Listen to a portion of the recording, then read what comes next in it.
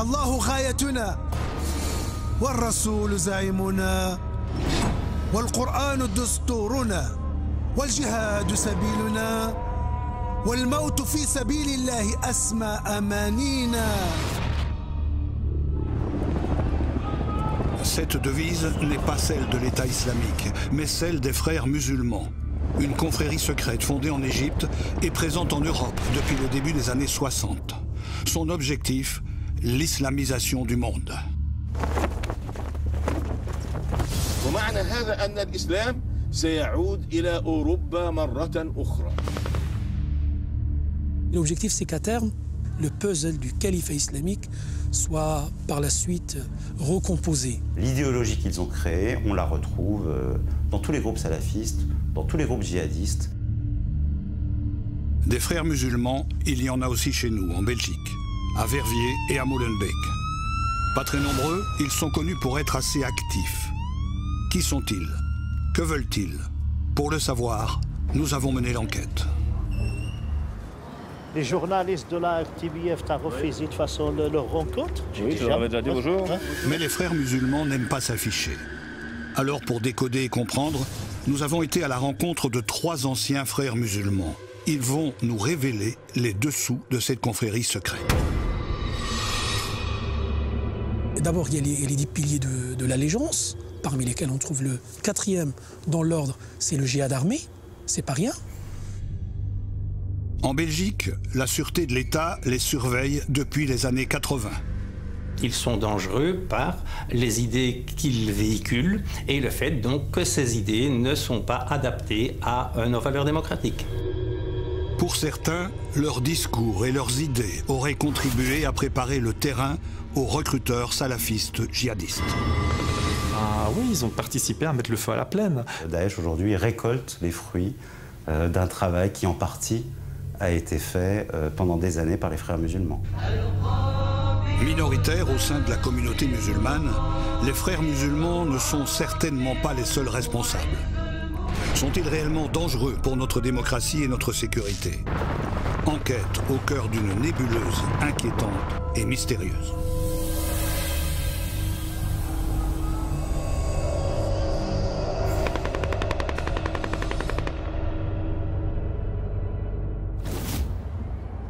Charleroi, février 2016. La première foire musulmane organisée en Wallonie s'ouvre sur fond de polémique. Des conférenciers sulfureux, voire interdits, et des organisateurs soupçonnés d'être des frères musulmans. C'est ici que nous décidons de commencer notre enquête. Nous avons été clairs avec les organisateurs. Ce qui nous intéresse, ce sont les frères musulmans. Et apparemment, avec ce thème, nous ne sommes pas les bienvenus. C'est un métier que vous prenez besoin. Toujours après, il faudra attendre un petit moment. Ça va? Merci à vous. Le cadre dans lequel vous voulez faire votre reportage me dérange. Ça, c'est une certitude. Mais Ayoub Lamreni, co-organisateur de l'événement, va malgré tout nous laisser entrer. Il va même accepter de jouer le guide. Selon lui, l'objectif de la foire est d'œuvrer pour le vivre ensemble. Voilà, vous avez par exemple des dates, des petites choses tout à fait normales, je veux dire, qui font partie du quotidien des musulmans. Vous avez aussi des librairies qui vendent donc toute une série d'ouvrages tout à fait ouverts à tout public. Nous avons examiné les stands de près. À l'étalage de certains d'entre eux, de nombreux ouvrages salafistes prônant une pratique rigoriste. Les grands idéologues de l'islam politique et ceux qui justifient le djihad armé sont là, disposés entre les produits de beauté et les articles vestimentaires. Côté conférence, c'est la même tendance. Parmi les invités, Abou Zaïd El Mokri, un orateur controversé pour ses propos antisémites ou négationnistes. الغرب المنافق الذي يركع لليهود ويخاف من اليهود ويسجد لليهود ويقدس الهولوكوست ويعتبر رقم 6000 حقيقة مطلقة وكل الديانات ممكن أن تناقش. Ce jour-là, cet individu n'aura pas l'occasion de répandre son fiel. La ville a pris un arrêté interdisant sa prise de parole. Pourquoi inviter ce genre de personnage quand on affirme œuvrer pour le vivre ensemble? Du côté des organisateurs, on semble jouer les innocents. Nous n'avons été qu'informés bien après sa déprogrammation, de ces quelques éléments rapportés à son sujet. Donc vous n'étiez pas au courant au moment de l'inviter qu'il tenait ce genre de propos? Non, tout à fait. Donc ce sont des propos qui n'étaient effectivement pas connus du grand public. Ils sont ressortis et nous ne savons pas à l'heure actuelle juger de ces propos parce que nous ne les avons même pas encore entendus. Les organisateurs sont-ils vraiment naïfs? Ignorent-ils le pédigré de leurs invités? Abou Zaïd El Mokri est un député d'un parti islamiste marocain apparenté aux frères musulmans. Pour cette journaliste qui enquête depuis des années sur le sujet, il n'y a aucun doute, les organisateurs de la foire sont de la même mouvance. La Muslim Expo est la première tentative, à mon avis, des frères musulmans de s'implanter dans la région de Charleroi. Donc jusqu'à présent, on connaissait très bien leur foyer, leur présence à Bruxelles, à Verviers, pour ce qui concerne la partie francophone du pays. Mais là, c'est vraiment une offensive majeure vers le pays de Charleroi. Les organisateurs de la Muslim Expo réfutent avec force cette étiquette de frères musulmans. Leur discours est bien rodé et cette réponse, nous allons encore l'entendre au cours de notre enquête. Ce que je dis, ce que je répète, si les frères musulmans, ça se résout ou ça se réduit à la fraternité, eh bien, nous sommes effectivement des frères musulmans. Mais si les frères musulmans supposent une mouvance idéologique, nébuleuse, etc., à laquelle nous appartiendrons, eh bien, nous disons stop. Et je pense que l'étiquette de frères musulmans est trop souvent collée à celles et ceux qu'on ne peut pas ranger dans d'autres catégories. Les frères musulmans tentent-ils véritablement une incursion à Charleroi? Qui sont-ils réellement? Quel est l'objectif de cette organisation islamiste d'origine égyptienne présente dans plus de 80 pays à travers le monde? Pour eux, l'objectif, c'est de réislamiser la société par le haut, c'est-à-dire à partir de la conquête du pouvoir politique, de faire en sorte que la législation soit conforme avec la charia, avec le droit issu des textes sacrés et non pas avec le droit positif inspiré des diverses constitutions et législations européennes. Faire régner la charia, conquérir le pouvoir, les mêmes objectifs que l'État islamique. Qu'est-ce qui différencie la confrérie égyptienne du groupe terroriste?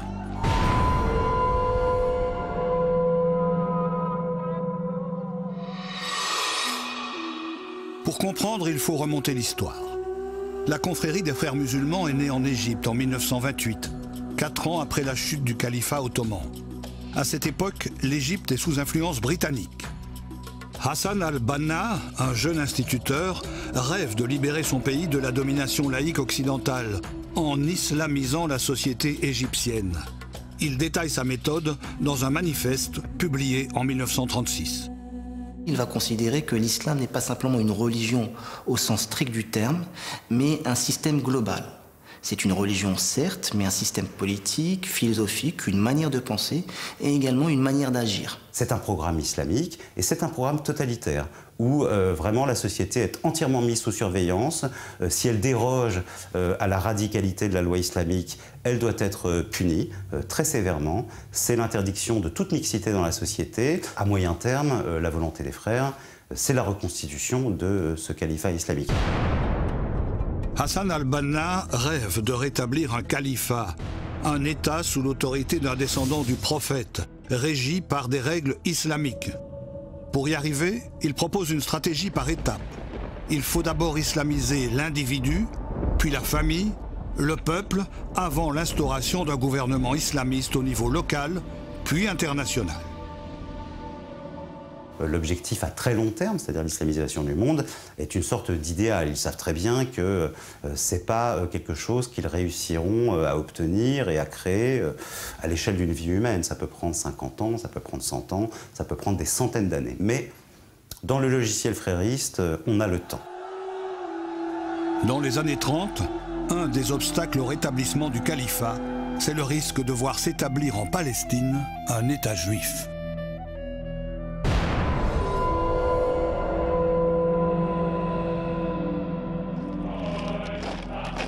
Financé par les nazis et donc influencé par leur antisémitisme, Une milice djihadiste composée de 1000 à 2000 personnes est créée vers 1938.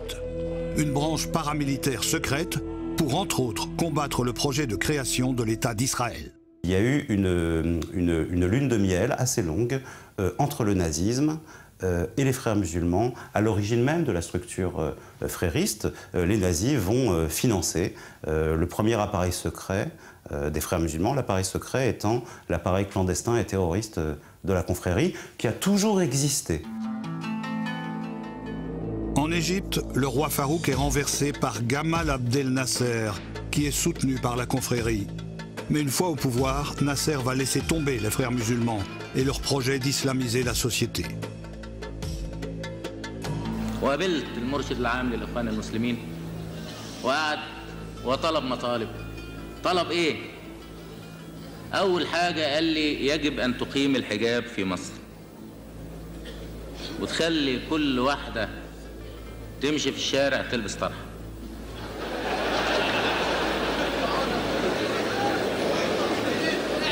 كل واحدة تمشي.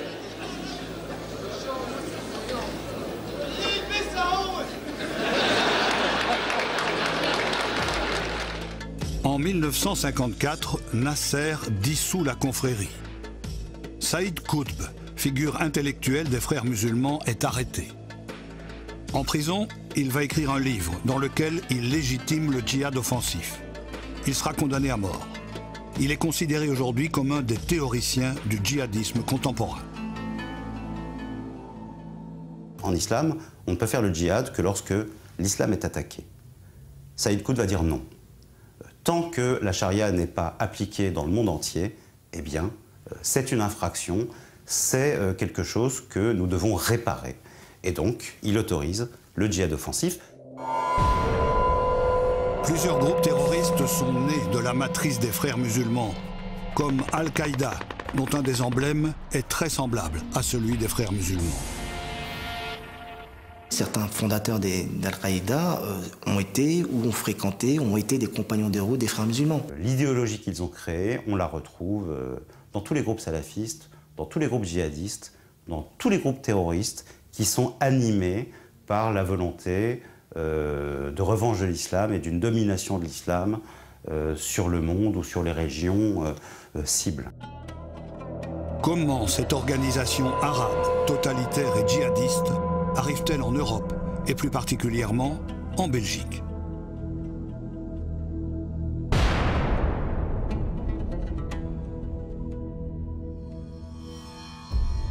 Le mouvement des frères musulmans s'est répandu dans tout le Moyen-Orient dès les années 30. Mais réprimé au fil du temps, notamment en Égypte et en Syrie, sous le régime de Hafez el-Assad, le père de Bachar el-Assad, certains frères musulmans se réfugient en Europe. Alors dès les années 1960, vous avez des frères musulmans originaires des pays du Maghreb ou du Levant qui viennent faire leurs études en France et vont créer, à partir des années 1970, un certain nombre de groupes de réflexion, de cellules, c'est encore embryonnaire à l'époque, qui leur permettront de construire un réseau. Les frères musulmans s'installent partout en Europe et s'organisent. La Fédération des organisations islamiques en Europe chapeaute les différentes branches européennes. À Dublin, ils installent le Conseil européen de la fatwa et de la recherche. Sa mission, émettre des avis juridiques basés sur la charia pour les musulmans d'Europe. Ce conseil est présidé par un personnage important, Youssouf al-Qaradawi, un des idéologues les plus connus et les plus controversés des frères musulmans.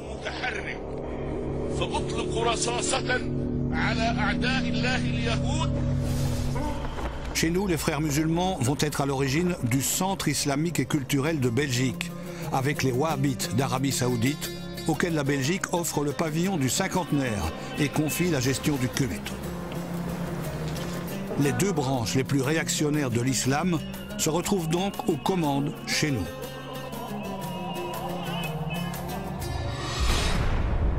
La présence des frères musulmans dans notre pays attire l'attention de la sûreté de l'État dès les années 80. La sûreté de l'État a été un des tout premiers services de renseignement à suivre la mouvance des frères musulmans, déjà fin des années 80, début des années 90. Pourquoi ? Parce qu'on considérait que véhiculer ce type d'idées pouvait poser un problème et créer des problèmes de radicalisme et d'extrémisme en Belgique. On peut considérer que les activités des frères musulmans sont en fait des activités faites par une minorité de musulmans, mais qui prétend parler au nom d'une majorité silencieuse.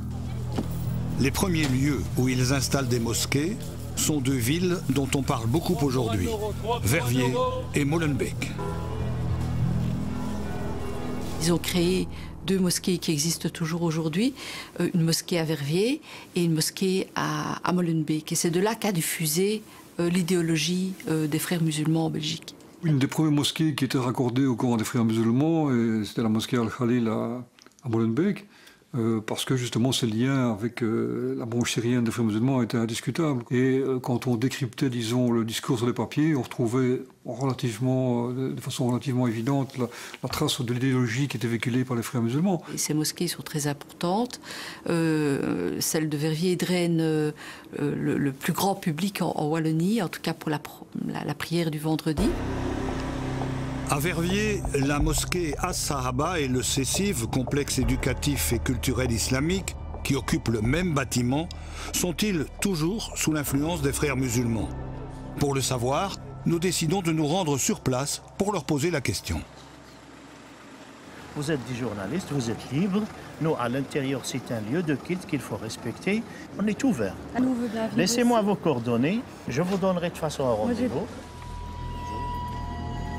Pendant que nous tentons d'obtenir un rendez-vous, arrive l'imam, Frank Amin Hench, un converti. D'après plusieurs sources, il aurait prêté allégeance à la confrérie et serait donc bien un frère musulman formé dans un institut frériste européen. Mais avec nous, l'imam ne va pas accepter d'aborder ce sujet. Les journalistes de la RTBF t'ont refusé de toute façon leur rencontre. Oui, je leur avais déjà dit bonjour. Bonjour. Madame, monsieur. Oui. Je dis normalement. Oui. Ça va, vous allez bien? Oui. Ça va bien. Ils ne veulent pas voir le comité de gestion, ils veulent voir le C6 de toute façon. Donc, ce sont deux choses différentes. Pardon?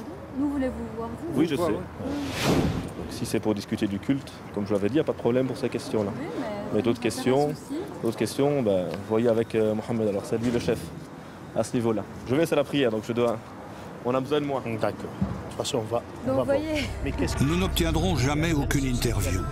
Mais par téléphone, Frank Amin Hench réfutera toute appartenance ou proximité avec les frères musulmans. Pourtant, le complexe éducatif et culturel islamique est membre de la Ligue des musulmans de Belgique, affiliée à la FOI, Fédération des organisations islamiques en Europe, la branche européenne des frères musulmans. Nous n'en apprendrons pas plus. Nous aurions pourtant aimé leur demander si les frères musulmans en Belgique et en Europe suivent toujours les objectifs de Hassan al-Banna, le fondateur.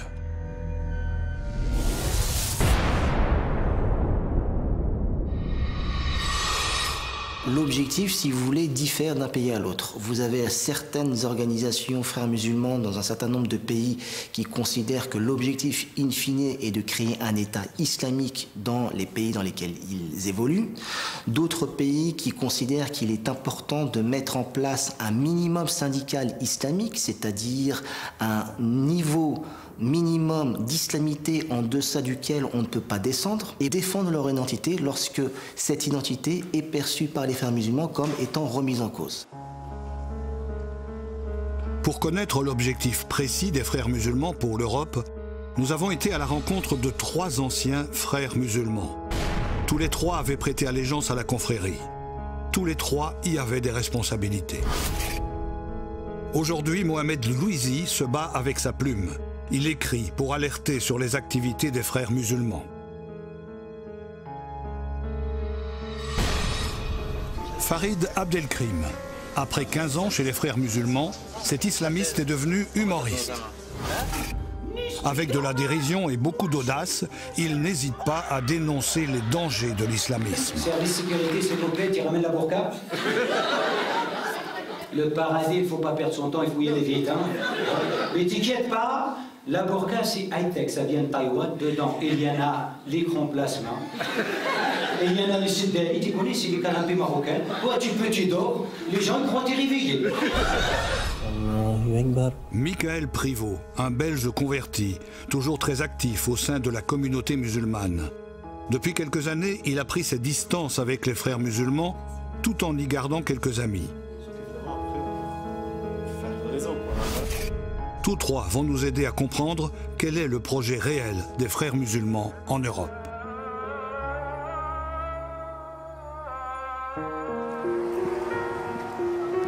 Mohamed Louisi a passé 15 ans chez les frères musulmans.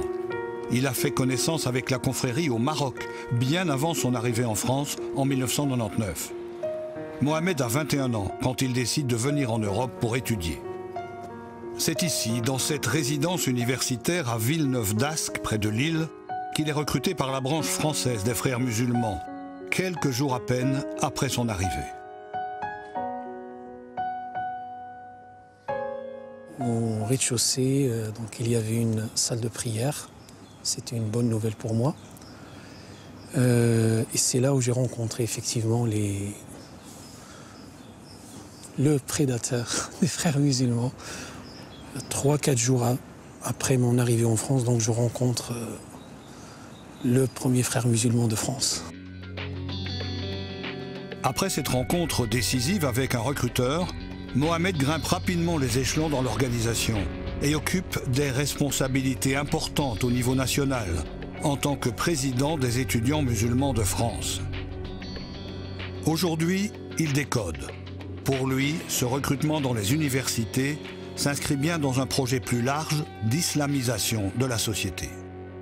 Il y a une stratégie d'islamisation, islamisation de la connaissance, et cette islamisation vise l'élite musulmane.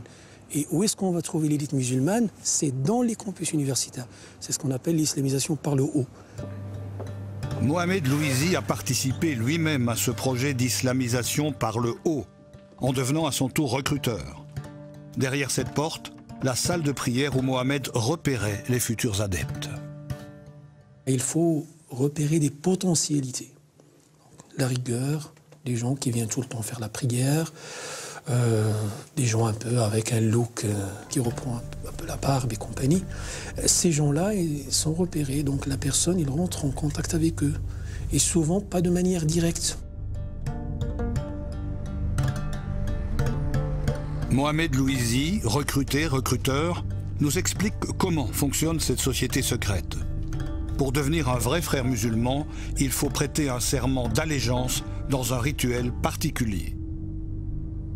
On est invité, soi-disant, à un dîner, et puis on a tout le staff dirigeant des frères lillois.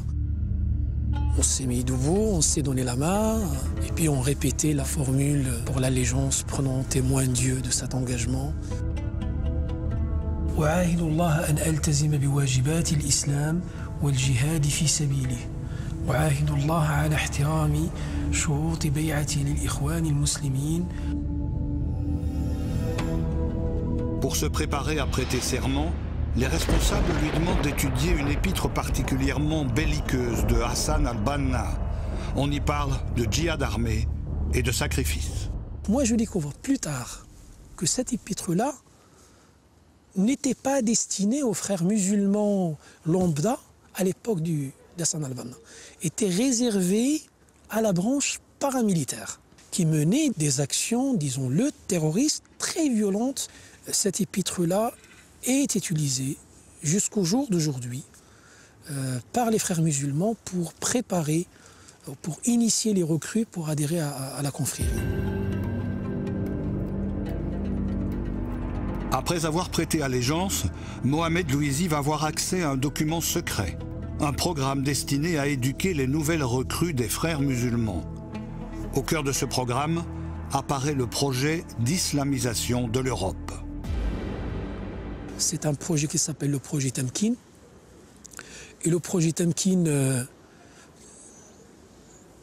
je peux le résumer en une phrase, c'est d'atteindre à terme le pouvoir politique, le cœur du pouvoir politique. On passe par l'étape de formation des leaders qui seraient à même, à un moment donné, d'infiltrer certaines sphères du pouvoir à l'échelle nationale comme à l'échelle européenne, pour que le puzzle du califat islamique soit par la suite facilement, on va dire, recomposé. Instaurer le califat, islamiser la société par étapes. Le projet pyramidal de Hassan al-Banna serait donc bien présent chez les frères musulmans de France. En Belgique, les frères musulmans ont-ils le même projet? Pour répondre à cette question, nous avons rencontré Michael Privot. Ce jeune converti d'origine verviétoise a été frère musulman pendant des années. Il a longtemps fréquenté la mosquée de Verviers.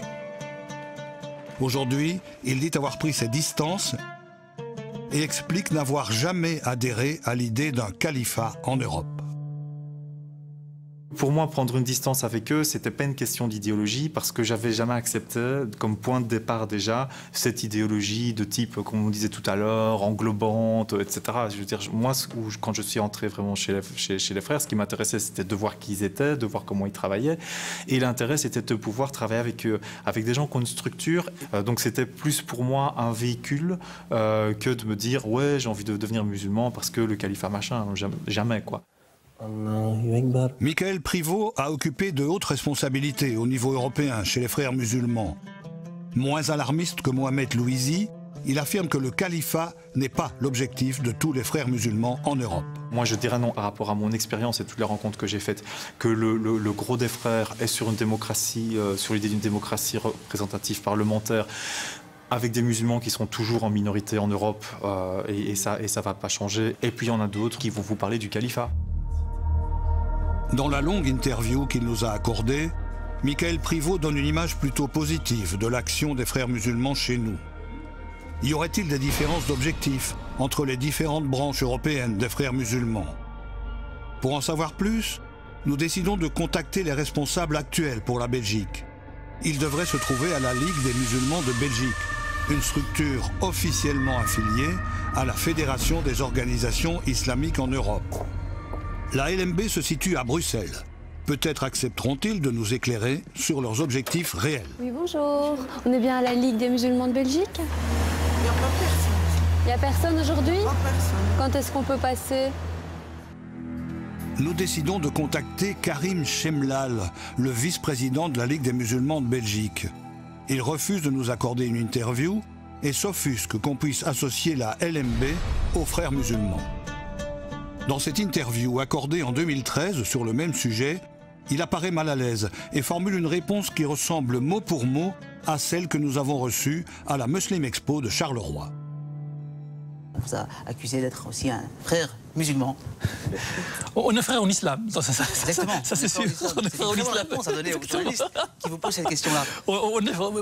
Tous ceux qui sont là. Donc, je suis un frère musulman pour un autre frère musulman. Exactement. Donc il y a une fraternité. Il y a des sœurs musulmanes, des frères musulmans. Donc voilà. Donc comme réponse à ça. Le vice-président de la LMB noie le poisson.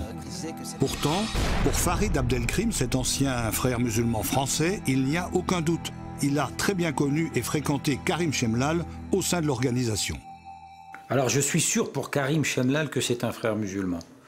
Garanti, tamponné, frérot à 1000%. Et je me suis rendu compte qu'avec les frères musulmans, on affectionnait plus l'hypocrisie institutionnalisée que le message ou que le discours franc et honnête.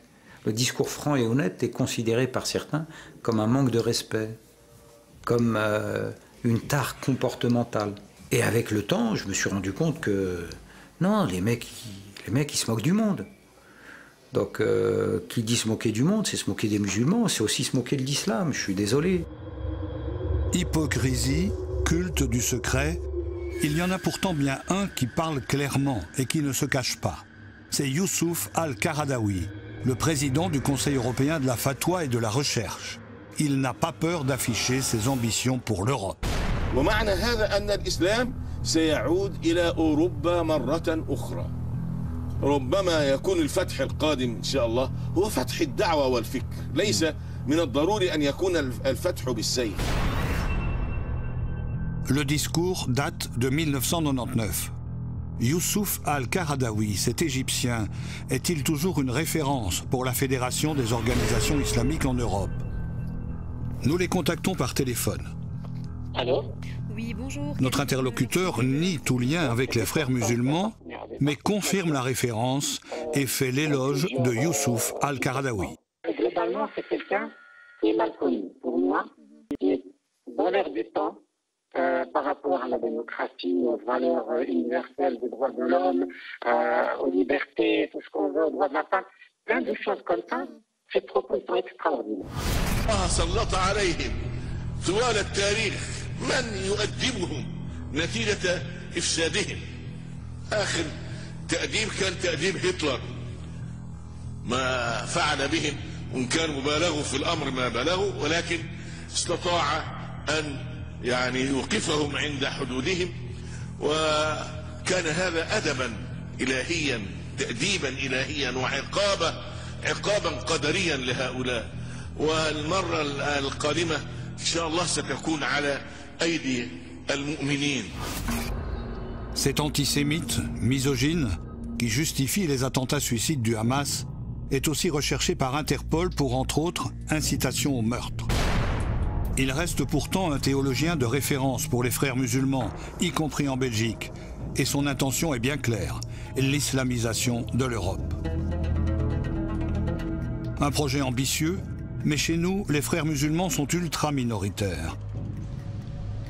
Ont-ils vraiment le pouvoir d'islamiser notre société? On avait des grands slogans comme ça, l'islam c'est la vérité, donc puisque l'islam c'est la vérité, il faut trouver tous les moyens possibles et imaginables pour faire en sorte que cette religion en France, et là je parle de la France, puisse être la religion qui va être pratiquée par le plus grand nombre. Après, on gérera notre pays en fonction des valeurs de l'islam. Et c'est tout. Mais après, quand on demande concrètement, oui, mais ça passe par quoi? On va islamiser la jeunesse. Ok, mais vous avez du mal à l'islamiser la jeunesse. Ouais, c'est vrai, mais on a grand espoir. Ok, vous avez grand espoir. C'est pas un projet politique, ça. Il y a vraiment beaucoup de branquignoles, de baltringues et de rigolos au sein de l'UOIF, je le dis. Et j'en ai fait partie. J'étais un rigolo, un branquignol et un baltringue, pour le dire comme ça rapidement. Donc voilà, il faut être sérieux. Quelle influence ces branquignoles de l'islamisme pourraient-ils réellement avoir en Europe? Pour comprendre, retournons à la foire musulmane de Charleroi, où les frères musulmans sont omniprésents, contrairement à ce que veulent faire croire les organisateurs. Tout d'abord, la Ligue des musulmans de Belgique est présente avec un gigantesque stand. Le choix d'une lecture. Plus loin, G10, la société d'édition des frères musulmans français, avec entre autres les ouvrages d'Hassan al-Banna et de Youssouf al-Qaradawi. Sur ces photos, les organisateurs de la foire et notre guide, le co-organisateur, affichant la rabia, le signe de ralliement des frères musulmans. Et aujourd'hui, un peu comme la quenelle de Dieudonné, c'est devenu un identifiant qui permet de s'identifier sans que le plus grand nombre ne s'en soucie ou ne le remarque, entre eux. Voilà, donc c'est évidemment le signe frériste actuel qui permet, c'est un signe de ralliement. À Charleroi, nous sommes donc bien au bon endroit pour prendre connaissance du genre de discours que les frères musulmans diffusent.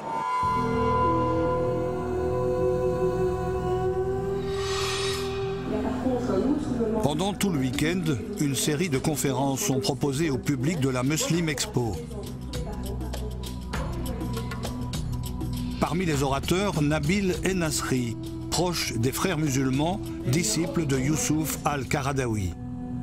Au cœur de sa conférence du jour, l'islamophobie et une attaque en règle de la laïcité et de la presse.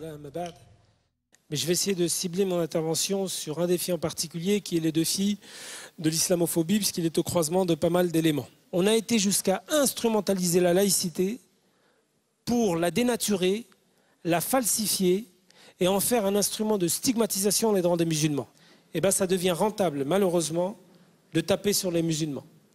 Ce qui fait que vous allez avoir une succession de une dans Le Point, l'Express, Marianne, qui fait que certains ont intérêt à exploiter cette peur à des fins financières. Pour les experts, ce genre de discours est typique de la rhétorique des frères musulmans. Si le racisme anti-musulman est une réalité qu'il faut combattre, le concept d'islamophobie serait récupéré et instrumentalisé par les islamistes pour empêcher toute critique de l'islam. À travers cette revendication ou cette lutte contre l'islamophobie, il y a l'idée que l'islam ne peut pas être attaqué. L'islamophobie est une arme contre les non-musulmans qui critiqueraient l'islam, c'est aussi une arme contre ceux des musulmans dont ils ont le sentiment qu'ils ont une interprétation erronée de l'islam, c'est-à-dire une interprétation qui n'est pas la leur. Aux côtés de Nabil El-Nasri, une représentante du CCIB, le collectif contre l'islamophobie en Belgique. Nous avons contacté ce collectif pour leur demander s'ils instrumentalisent l'islamophobie pour empêcher la critique de l'islam.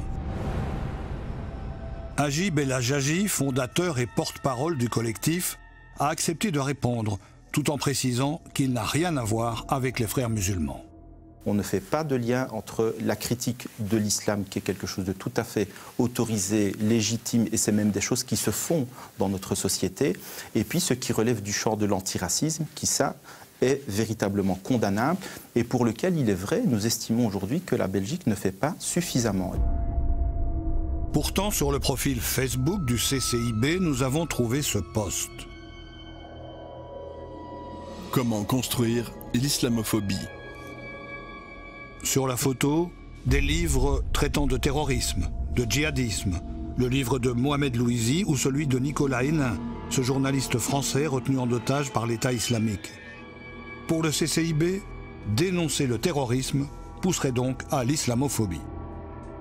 On a vu ces dernières années l'émergence de toute une série d'ouvrages qui parfois n'ont pas d'expertise mais relèvent plus du témoignage personnel et qui viennent alimenter une thèse selon laquelle l'islam pose problème en Belgique. Sur les livres, dire que le livre de Mohamed Louisi contribue à la construction du problème. Écoutez, je ne pense pas que c'est que ce livre-là, mais il y a quand même une panoplie d'ouvrages. Ça voudrait dire que quoi, ces gens-là ne peuvent plus écrire ces livres-là? Non, écoutez. Donc là, ma réponse est claire. C'est leur liberté d'écrire ces livres, c'est notre liberté de pouvoir émettre aussi un commentaire en disant clairement que derrière ces livres, il y a aussi une certaine idéologie. Depuis cette interview, le CCIB a retiré le post de sa page Facebook. Mais avec ce genre d'argumentaire, on alimente forcément une certaine victimisation. C'est clair que les frères ont toujours surfé justement sur ce qu'on appelle l'islamophobie maintenant, et justement qui leur permet de dire, vous voyez à quel point cette société est contre l'islam, donc il faut faire bloc. Ça permet justement de bien être fragmenté. Et voilà, une société qui ne nous aime pas, eh bien il y a eux et il y a nous. Eux et nous. C'est déjà sur ce même ressort que les frères musulmans s'étaient positionnés dès la fin des années 80 sur le port du voile dans les écoles en Belgique ou en France. Un débat houleux et passionné auquel Farid Abdelkrim a largement participé dans les débats télévisés. Écoutez, moi je ne vais pas aller à l'encontre de choix faits par des jeunes filles. C'est ça la République, c'est ça notre pays. Alors j'entends ici des gens s'insurger au nom de la République, au nom de cette dite laïcité, pour dire non, vous êtes complètement à côté de vos pompes, vous les musulmans, vous devez enlever votre voile. Aujourd'hui, il revient sur son combat de frères musulmans. La question du hijab, au bout d'un moment, il y en a ras-le-bol. J'ai raconté des conneries. Je me suis comporté parfois, excusez-moi l'expression, comme un connard. L'admettre, c'est pas dire que je le suis, c'est admettre qu'à un moment donné, l'erreur est humaine. Eh ben non, chez les frères musulmans, cette erreur-là, on veut pas en parler. C'est pas un truc fondamental pour être un bon musulman ou une bonne musulmane. Donc toutes ces questions-là, une fois qu'on les enlève, qu'on enlève la question de l'islamophobie, de la Palestine, du hijab, qu'est-ce qui reste? Il reste pratiquement plus rien. Le port du hijab, la non-mixité dans les piscines ou le halal dans les cantines scolaires, autant d'affirmations identitaires portées entre autres par les frères musulmans. Sur ce folder distribué par la Ligue des musulmans de Belgique, la mission est claire. Préserver l'identité musulmane. il y a besoin, si vous voulez, lorsqu'on est dans une sorte de perte de l'évidence religieuse, où rien ne vous renvoie finalement à l'islam, de développer des signes islamiques ostentatoires qui permettent de vous rattacher à cette identité islamique. Or, lorsqu'on gratte un petit peu, que ce soit en Belgique ou en France, à chaque fois que les frères musulmans ont tenté d'introduire un rapport de force avec les pouvoirs publics, ils ont systématiquement perdu. En France, ils ont perdu en 2004. Une loi a été votée interdisant tout signe religieux dans les écoles publiques. Chez nous, des propositions parlementaires concernant les signes convictionnels ont été déposées et font débat. Le port du foulard, là, ce que vous avez sur la tête, parce que c'est ça, c'est une liberté individuelle que vous exercez, ça ne peut pas être lié à un signe convictionnel. C'est ça que vous dites? Je dis que peu importe, quand bien même c'est un signe convictionnel, que ce soit pour des raisons culturelles, religieuses, aujourd'hui la Constitution le garantit. Parce que moi j'ai juste peur que pour lutter contre les extrémismes, on en vient finalement proposer une laïcité qui est presque une laïcité laïciste et, excusez-moi le terme, extrémiste. Pour défendre le port du hijab et attaquer la laïcité, encore le CCIB, représenté cette fois par Farida Tahar. Cette jeune femme est également conseillère communale à Molenbeek. Élue sur la liste de Philippe Moureau en 2012. Elle se défend de toute proximité avec les frères musulmans. Pourtant, elle a étudié les sciences islamiques ici, à l'Académie Al-Khayria Belgica, où de nombreux conférenciers frères musulmans sont régulièrement invités. Quelle influence cette formation a-t-elle sur son engagement politique? Agib El Hajaji, le porte-parole du CCIB, qui nie lui aussi tout lien avec les frères musulmans, a défendu les mêmes causes que Farida Tahar, mais à Verviers. En 2012, il y était conseiller communal CDH quand il a soutenu une jeune femme qui tenait à figurer sur la liste avec son voile. Une position qui lui a valu son exclusion. Marc Elzen, tête de liste à l'époque, se souvient. J'ai vraiment ressenti qu'il y avait une volonté de faire primer, je dirais, la représentation de la communauté au-delà de l'intérêt politique global. Évidemment, j'avais vraiment le sentiment que c'était devenu un combat en soi d'avoir la première élue porteuse du foulard dans une enceinte communale. Là, ça me paraît quand même pas être un but en soi. Je dirais c'est même suspect que l'on puisse prendre ça comme un but en soi, si vous voulez. Depuis, Agib El Hajaji a rejoint Écolo, un parti qui défend ce qui peut ressembler à des accommodements raisonnables. Une notion avec laquelle le CDH a aujourd'hui pris de la distance. J'estime qu'à travers les accommodements raisonnables, il y a effectivement un effet pervers. Ça peut aussi renforcer une forme de repli. Moi, j'ai toujours été partisan de la prise en compte de la diversité, mais cultiver la diversité, pour moi, ça va à l'encontre de l'objectif de cohésion sociale. Farida Tahar et Agib El Hajaji portent-ils volontairement, ou malgré eux, le projet politique des frères musulmans? Quelles conséquences les revendications identitaires ont-elles sur notre vivre ensemble? Ça a comme conséquence une communautarisation sans précédent des communautés musulmanes qui, peu ou prou, se séparent de la communauté nationale. Et ça, c'est terrible. Vous avez le sentiment que vous êtes peut-être belge de naissance ou de naturalisation, mais que votre identité islamique vous empêche de vous sentir pleinement citoyen à la Belgique, de vous sentir pleinement citoyen européen. Les discours communautaristes qui divisent, certains les dénoncent depuis des années, comme Hamid Benichou et Khalil Zegendi.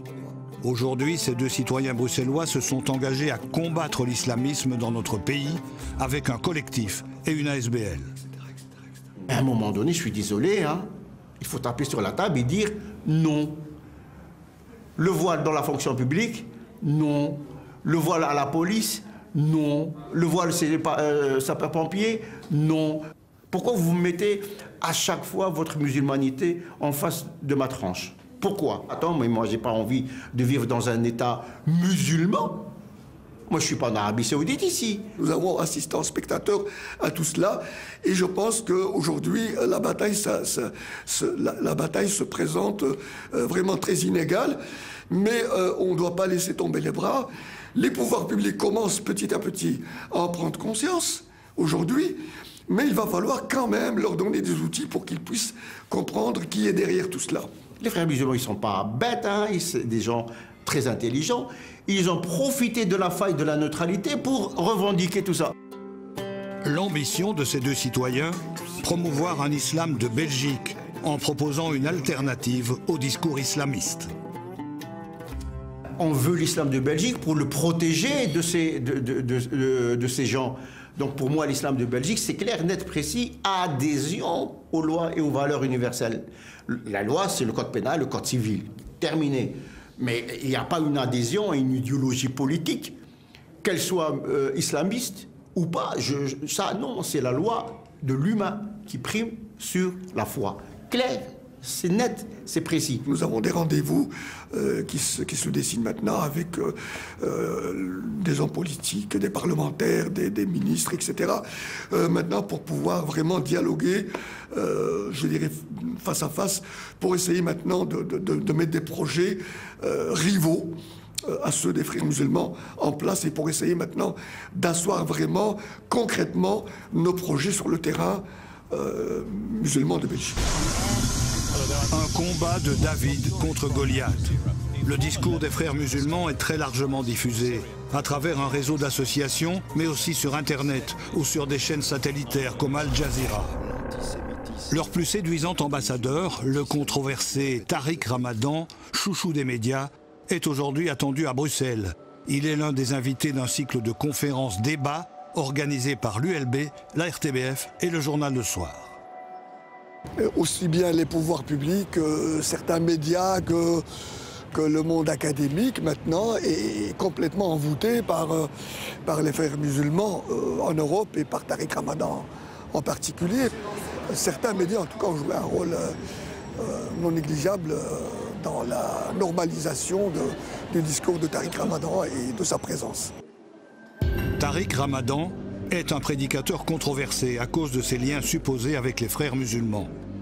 Souvent accusé de tenir un double discours, il est proche de Youssouf Al-Qaradawi, avec lequel il siège au sein de l'Union mondiale des savants musulmans, un organisme frériste. Ce jour-là, Tariq Ramadan aura de la contradiction. Face à deux laïcs, l'échange sera animé. Après la conférence, Tariq Ramadan, petit-fils du fondateur des frères musulmans, Hassan al-Banna, accepte de répondre à nos questions sur ses liens avec la confrérie. Vous voyez qu'il y a des éléments avec lesquels que je partage. Moi, je ne veux pas les diaboliser. Je ne veux pas qu'on dise, par exemple, je n'admets pas historiquement qu'on dise les frères musulmans, ce sont des violents et des extrémistes. Je veux qu'on les confronte d'idée à idée. Je n'ai jamais été des frères musulmans. Je suis le petit-fils du fondateur. Je ne suis pas des frères musulmans. Tariq Ramadan n'a pas prêté allégeance à la confrérie, mais ses liens et sa proximité avec leur idéologie ne font aucun doute, contrairement à ce qu'il tente de nous faire croire. Il s'est beaucoup reproché de cette mouvance récemment. Il était régulièrement à Doha, sur la chaîne Al Jazeera, dirigé par le frère musulman Youssef Al-Qaradawi. Et donc, de ce point de vue-là, il est assez présent dans cet univers, mais il le traduit dans un langage beaucoup plus soft, beaucoup plus acceptable. Plutôt que de reconnaître ses liens avec les frères musulmans, Tariq Ramadan préfère se présenter comme un réformiste. J'ai expliqué dans un texte spécialisé que j'étais de la tradition réformiste salafi. Et le mot salafi est devenu très connoté négativement maintenant, mais j'en parlais déjà il y a 20 ans.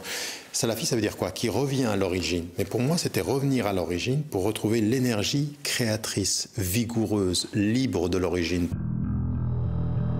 En se présentant comme un réformiste, Tariq Ramadan apparaît erronément comme quelqu'un qui veut adapter l'islam au monde moderne. On parle de modernité, on parle de réforme, mais on ne touche pas au squelette de l'islamisme. Il le dit clairement, on ne va pas changer les textes en fonction de la réalité, mais on va changer la réalité en fonction des textes. Donc, où est le réformisme dans tout ça? Je reste pantois. Une semaine plus tard, nouvelle performance de Tariq Ramadan à la foire musulmane de Charleroi.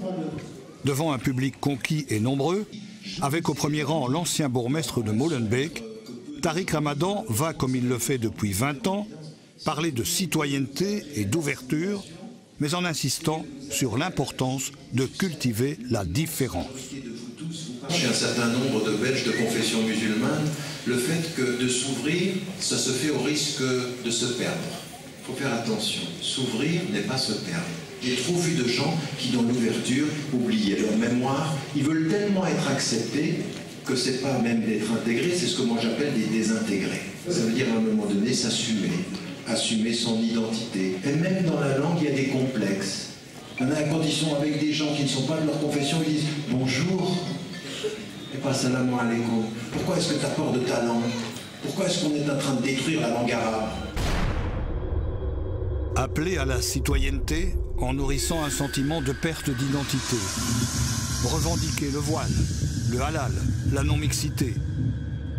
Ces discours clivants qui poussent au communautarisme, au repli sur soi, n'ont-ils pas contribué en partie à préparer le terrain aux recruteurs salafistes, djihadistes?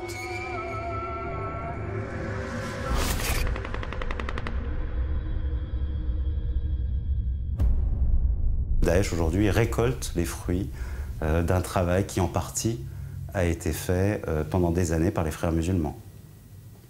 Les frères, aujourd'hui, si on doit regarder le bilan de ces 30 dernières années, ben oui, ils ont participé à mettre le feu à la plaine. Et maintenant, ça devient très très difficile à gérer. Historiquement, la prise de conscience de la communauté musulmane par elle-même, de son identité, des choses qu'elle doit défendre, des conflits qu'elle doit éventuellement entretenir, ça c'est parallèle à l'installation des frères musulmans en Belgique, et en particulier à Molenbeek et à Verviers. Aujourd'hui, ce sont surtout les salafistes qui occupent le terrain chez nous et qui sont montrés du doigt pour leur rôle dans la montée du radicalisme. Les frères musulmans n'aiment pas y être associés.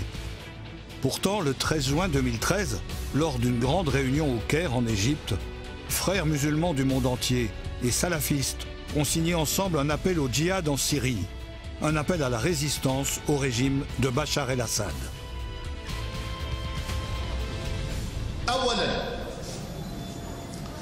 وجوب الجهاد لنصرة إخواننا في سوريا.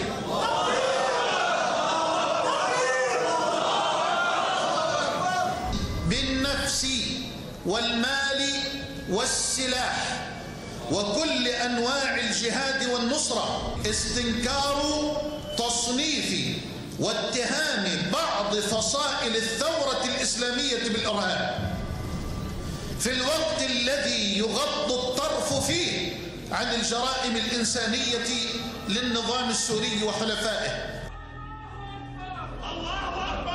Ce rassemblement-là a donné une légitimité religieuse au départ en Syrie. On ne peut pas dire que l'impact est total, mais on ne peut pas le nier non plus. Après avoir clairement contribué à polluer le climat, après avoir attisé le communautarisme, après avoir appelé au djihad, les frères musulmans condamnent aujourd'hui avec force les terribles attentats qui ont touché Paris ou Bruxelles. Mais ces condamnations ne suffisent pas à rassurer tout le monde. Dans certains pays, les responsables politiques ont affirmé officiellement la dangerosité de l'organisation. C'est le cas par exemple en Grande-Bretagne, où David Cameron estime qu'adhérer à cette idéologie est un signe d'extrémisme. Aux États-Unis, il existe une proposition de loi pour inscrire les frères musulmans sur la liste des organisations terroristes. Chez nous, rien d'officiel, mais certains s'interrogent. Nous allons demander au ministre de l'Intérieur de faire produire un rapport non pas sur le radicalisme, mais sur les courants qui alimentent le radicalisme, et ce radicalisme qui alimente le terrorisme, on le sait, et sur le courant salafiste et le courant des frères musulmans en particulier. Nous souhaitons en effet objectiver davantage la situation. C'est un groupe radical dangereux. Objectiver, être vigilant, ne pas laisser le champ libre au radicalisme, des défis qu'il faudra relever sans faire d'amalgame. Je pense qu'on est allé d'erreur en erreur dans le dialogue qu'on a avec eux depuis en gros les années 80. Et on a péché par naïveté et par ignorance. Aujourd'hui, ce qu'il faut faire, je ne sais pas. Bon, déjà, il y a quand même des mesures de bon sens. Je pense qu'on ne peut pas laisser aux gens qui ont inventé l'islam politique, qui ont inventé l'idée même du djihadisme, cette vision extrêmement obscurantiste, paranoïaque, raciste, qui s'exprime au sein des frères musulmans, on ne peut pas leur confier la formation des imams.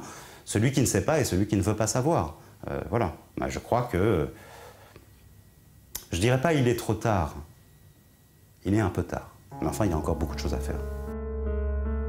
Aujourd'hui, Mohamed Louizi écrit une nouvelle page de sa vie.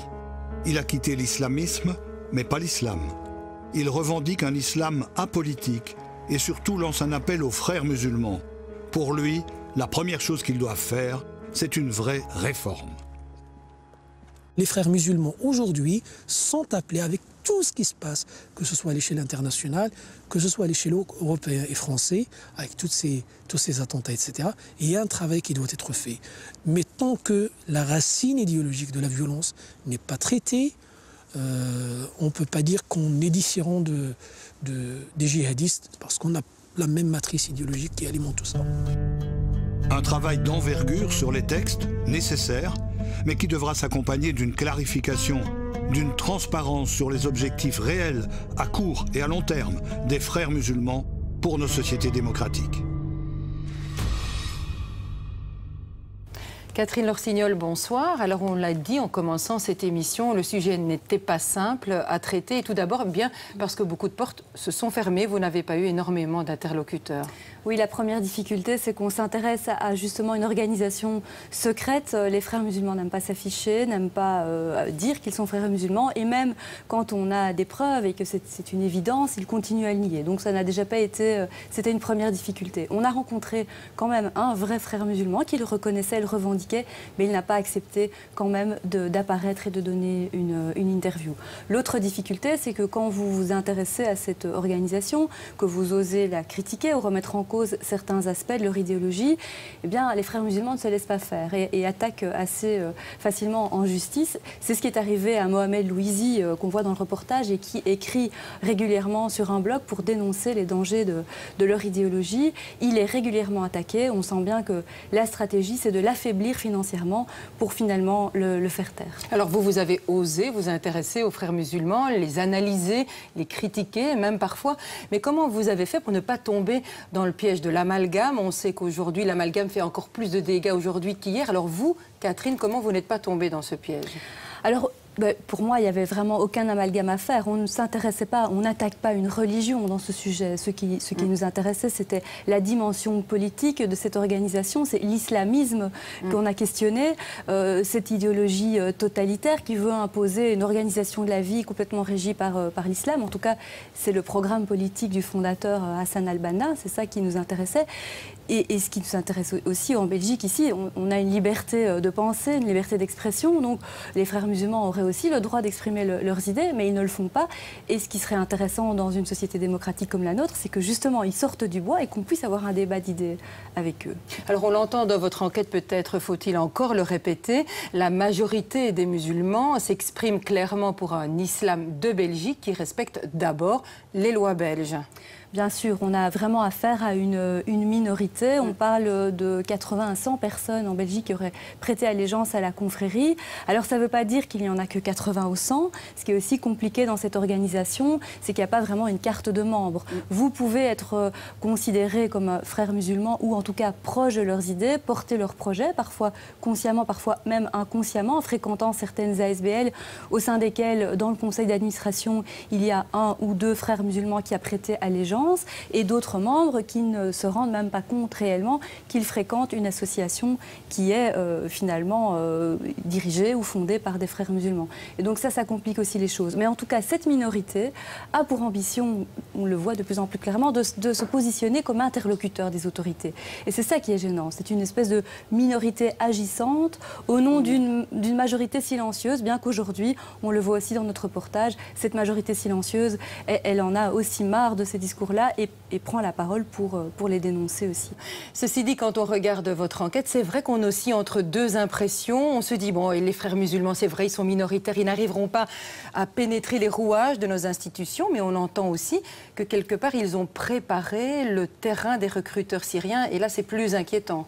Oui, le danger immédiat, évidemment, ce n'est pas que demain s'instaure un califat en Belgique, on n'en est pas là. Le danger, c'est ces discours qui poussent au communautarisme, au repli sur soi et qui donc finalement préparent les esprits à des recruteurs plus radicaux et qui envoient nos jeunes en Syrie. Ce ne sont pas les frères musulmans qui envoient les jeunes en Syrie, mais leur discours contribue en tout cas à préparer les esprits, à préparer une rupture dans l'esprit des personnes. Pour se prémunir des radicaux et des djihadistes, il faudrait peut-être plutôt mettre l'accent sur ce qui nous rassemble plutôt que sur ce qui nous divise. Les frères musulmans font l'inverse, tout en nous parlant de citoyenneté. Le danger immédiat, il est là. Merci beaucoup, Catherine. Je tiens à préciser, avant de terminer cette émission, qu'un autre de vos sujets sur les racines du radicalisme est intitulé « Djihadistes désamorcer la bombe » est actuellement nominé pour le prix de la presse 2016 et que vous pouvez revoir ce document en allant faire un petit tour sur notre page Facebook. Merci Catherine et puis merci à vous d'avoir été des nôtres et on se retrouve le mois prochain pour de nouveaux